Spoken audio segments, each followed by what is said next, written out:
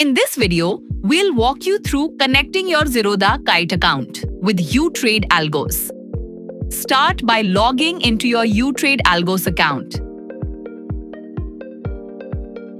Click on the profile icon in the top right corner and select Manage Brokers. From the list of brokers, find Zerodha Kite and click Setup. Enter a connection name and your Zerodha Broker ID. Then click Generate Redirect URL. Next, click the Zerodha Developer Portal link. Log in using your email and password. Once you're logged in, click Create New App. Enter the required app name, client ID. Then paste the redirect URL and Postback URL. Click Create App. Your newly created app will now appear in the list. Open the app and you'll find your API key and API secret. Copy both the API key and API secret.